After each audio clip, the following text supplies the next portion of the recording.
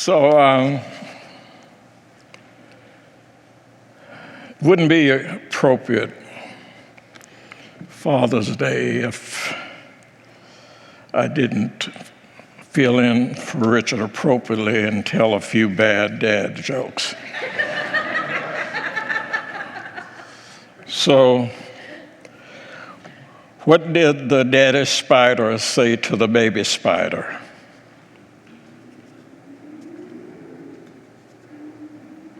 You spend too much time on the web.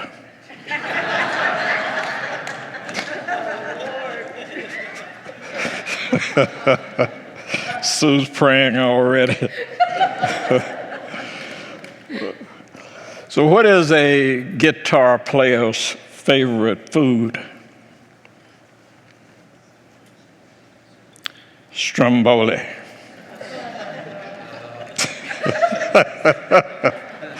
They don't get any better. Have you heard about the restaurant on the moon? It has great food and no atmosphere.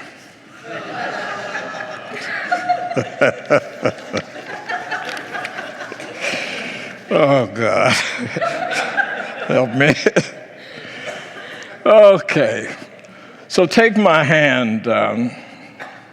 This is a special song for me. The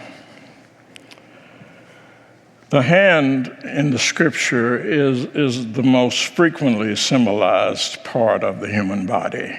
There's a number of places in scripture that the hand is represented. And in one instance, it can represent strength. In another instance, it can represent power.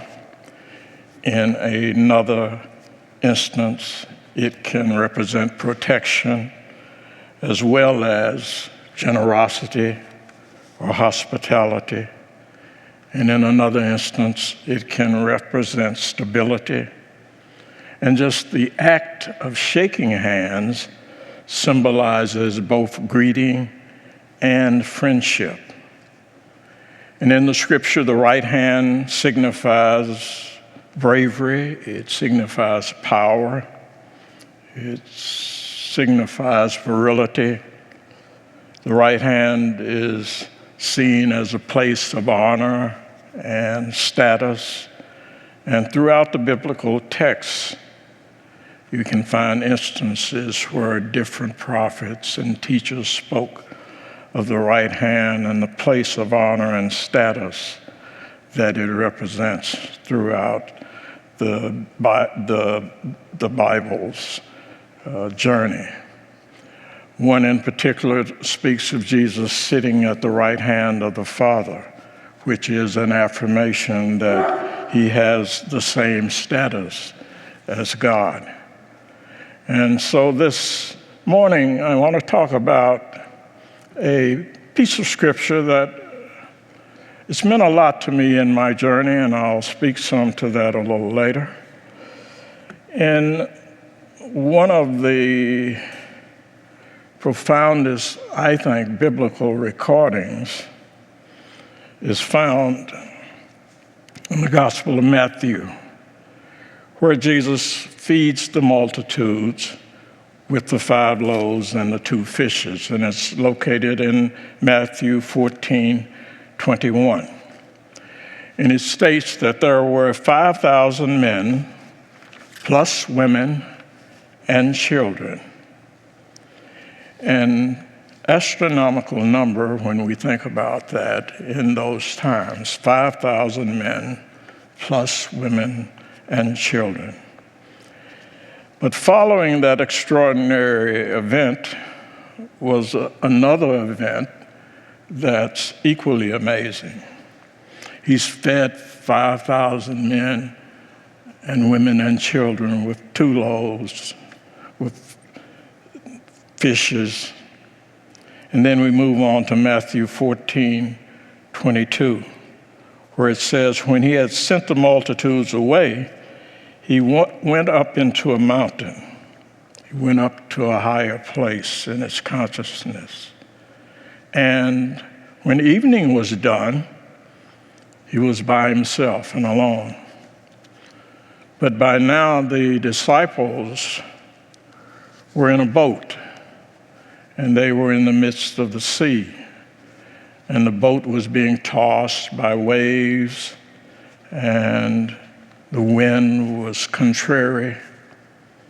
And on the fourth watch of the night, which is about 3 o'clock in the morning, Jesus went to the disciples, and he's walking on the sea. And when the disciples saw this, they were afraid, thinking that it was a ghost or something. So they cried out in fear. And the scripture says he spoke to them, saying, "It is I, do not be afraid." And then the scripture says Peter answered him and said, "Lord, if it is you, let me come to you on the water."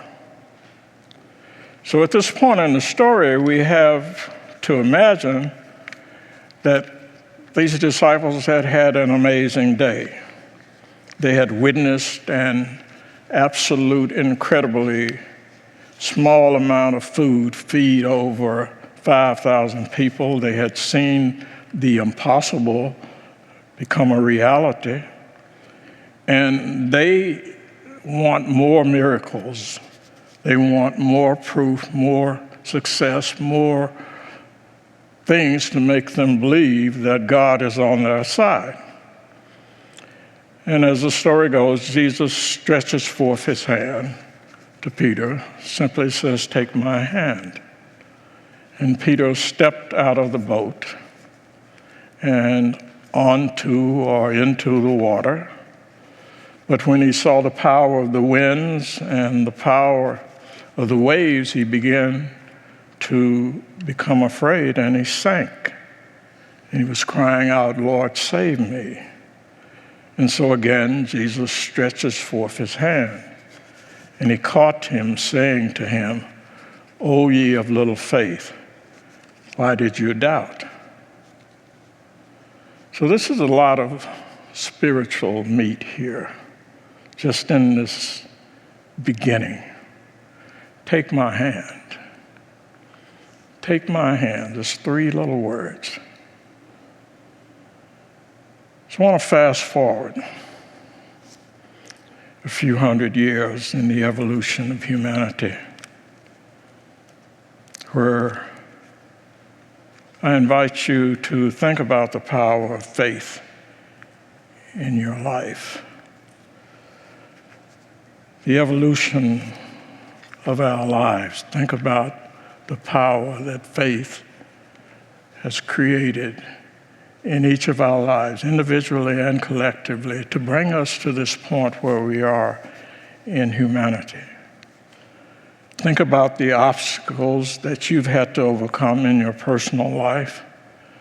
Think about the times of doubt that could have possibly made you feel hopeless and or helpless. And then I want to invite you to think about the seemingly impossible series of unexplained and unexpected set of events where the hand of God literally reaches out to save you. It doesn't have to be a hand. It can be good luck, or we call it good fortune, or it could be divine timing, as we often use the term in Unity. Whatever you call out to in those times when life is starting to give you some trouble. Divine timing is a complicated thing. So the reason I chose this song this morning, Precious Lord, is because as a young boy, I was made to go to church by my family. It was something that you had to do. And the thing that I enjoyed most about the church services was the singing of a lady in the church by the name of Miss Bertha Hancock, who, when she sang that song, it literally felt as if she was lifting that small church off of the foundation and into the heavens. And it was in those times that I actually felt comfortable in my skin and felt comfortable enough to begin to trust in what I was hearing the preachers talk about as God being in our lives. And then, as I grew older, and I began to see what I perceived to be much of the hypocrisy that took place in the church, I became disenchanted with it, and I decided to leave. And I've told this story numerous times. I went to my mother, and I said I was never going to church again a day in my life, and she wasn't going to make me. And after the recovering from the circumstances of challenging my mother in such a way, I didn't. And it created a huge void in my life. I began a path of self-destruction that it led me down a number of paths that were not good for me. And I really began to doubt whether or not life was worth living. And I stayed on that path for quite a number of years, from probably 6 to about 30. And there was one point in that journey where I had drank 12 pints of cheap wine by myself and had passed out and was laying under the rear wheels of an automobile. And the only thing I remember about that was the fact that someone had called my father, and he had come to pick me up and put me on his shoulders and carried me home. And we never, ever discussed that. And the thing that was chilling to me is the impact that it had on my consciousness, because from that point until I was in my late 30s, much of my life was a complete hell, even though I was constantly working and challenging myself to become a better person. And so this song has followed me through that journey. And in my times of deepest trouble, it's been my place of refuge. So today, on Father's Day, I want to acknowledge my dad for literally saving my life, for giving me the freedom to find myself, and then giving me the support to never mention it again. And I don't think he ever mentioned it in my entire life. So I'm appreciative of that today in one regard, and then in another, I wish we'd had the opportunity to talk about that and to explore my journey and his journey as well. to see where we both arrived in the later years of our lives. Life is a challenge. It's always got some surprises for us. And in those moments, we have to be able to stand strong, stand up to those challenges, and remember that we've got all the resources we need within us to deal with anything that comes our way. And we have to do that every day of our lives.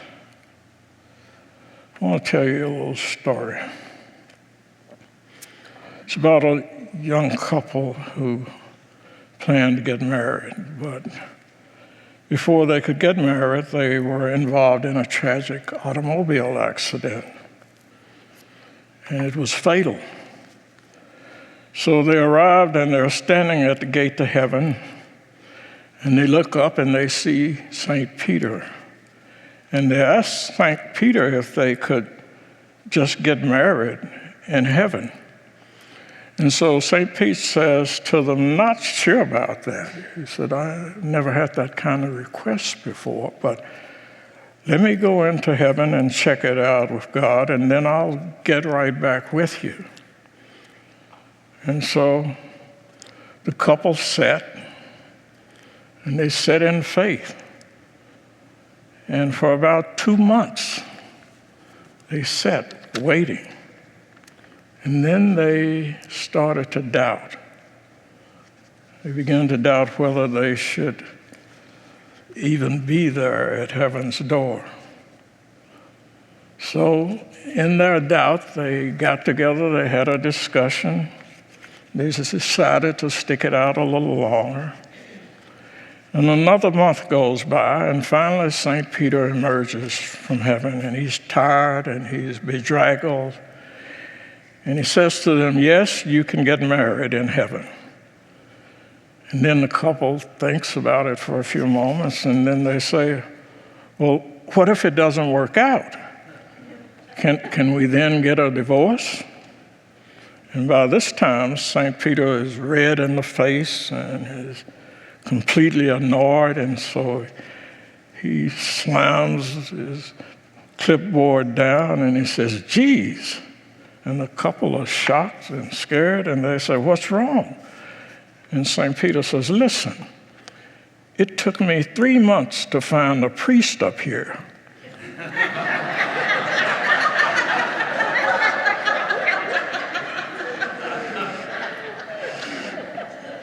He says, do you have any idea how long it will take to find you a lawyer?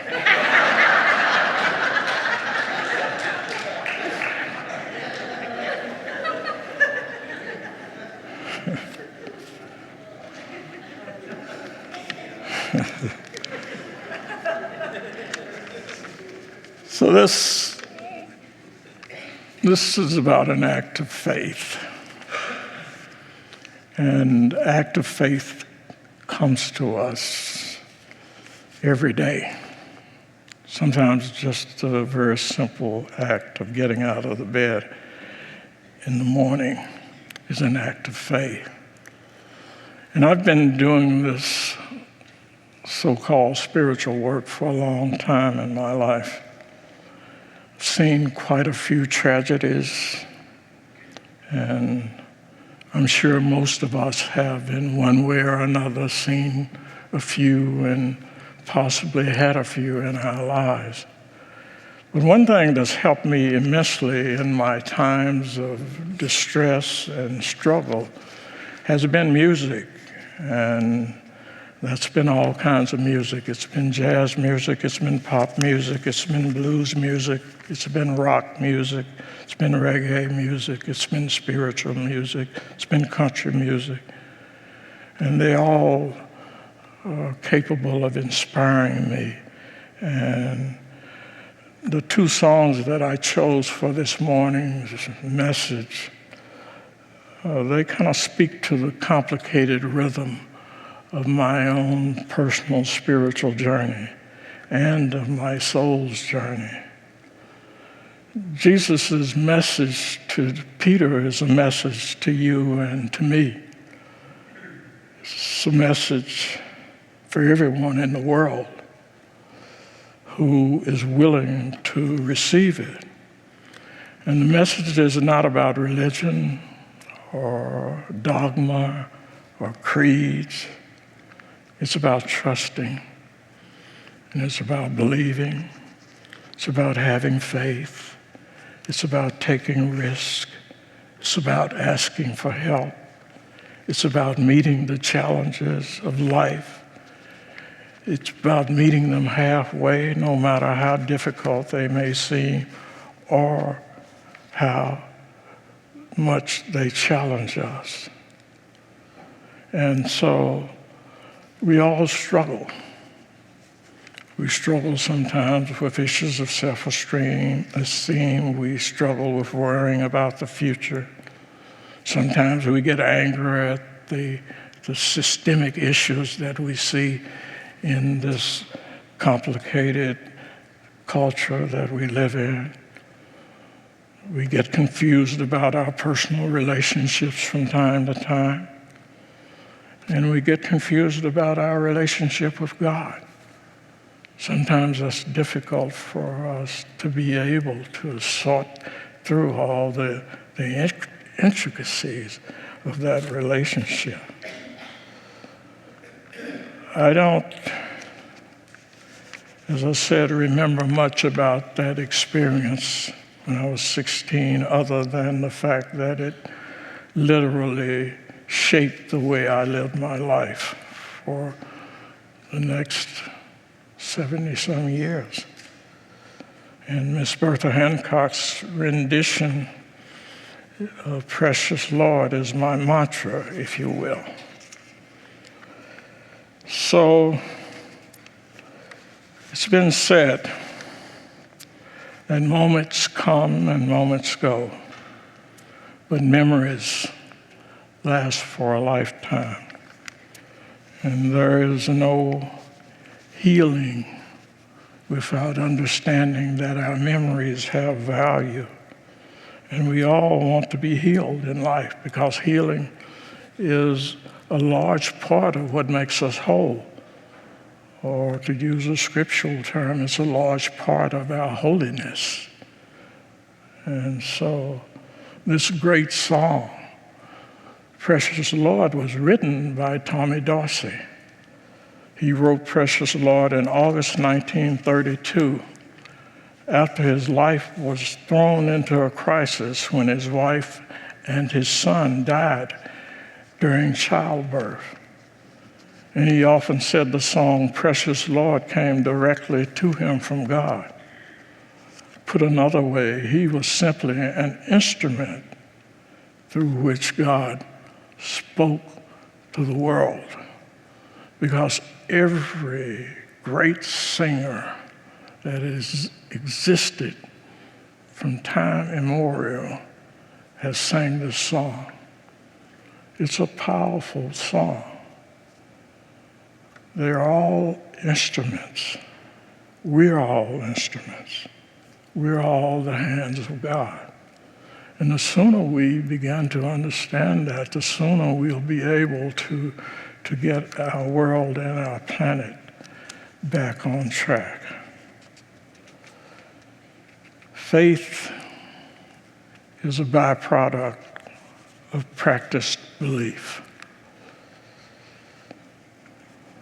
We have to believe over and over and over again until we can actually feel like we own whatever is taking place in our lives.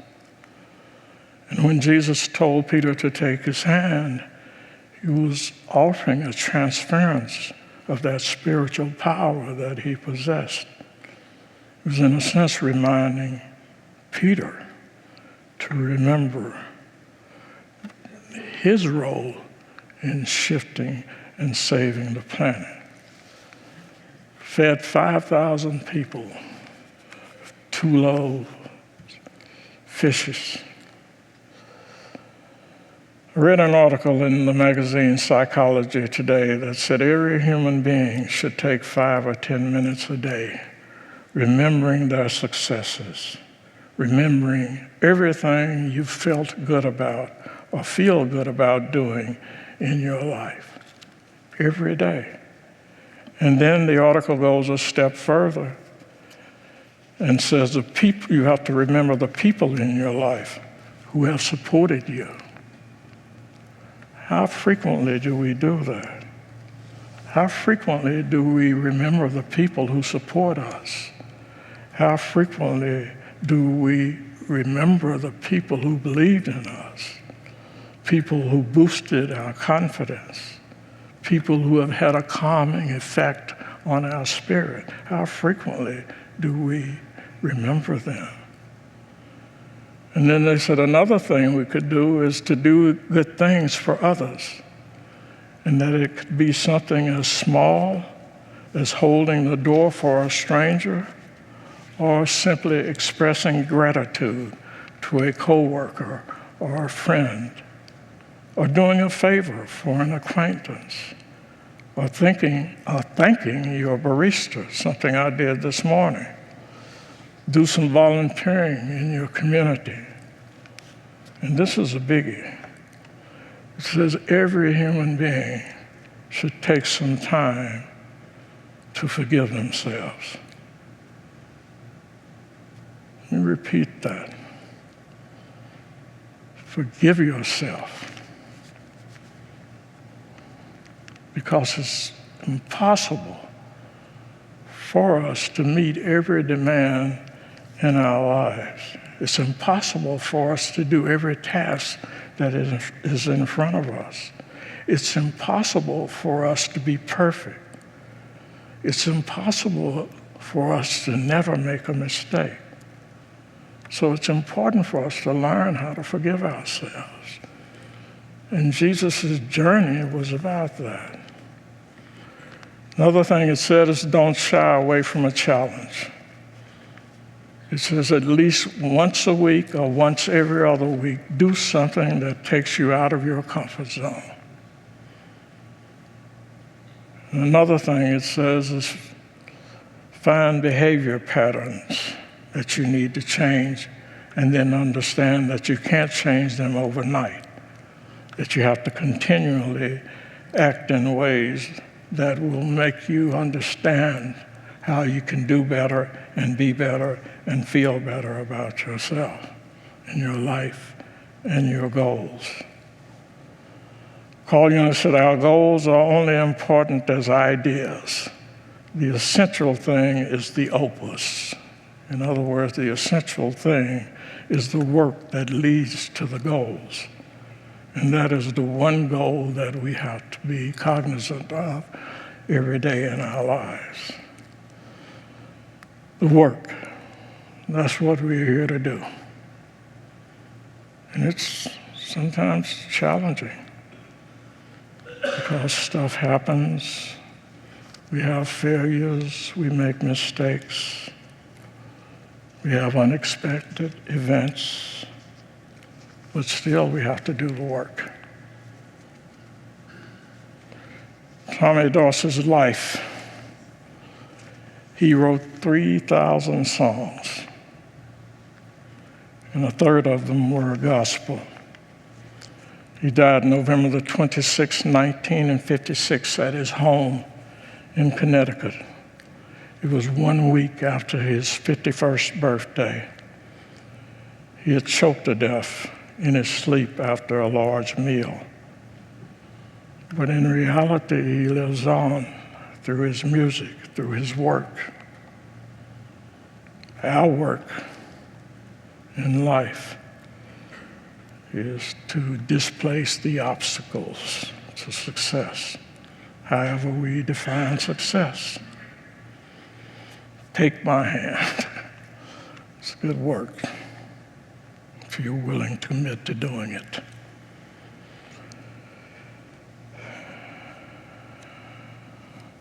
I'll leave you with this quote. It's from Martin Luther. He said, and I quote, "I have held many things in my hands, and I have lost them all. But whatever I have placed in God's hands, that I still possess. God bless.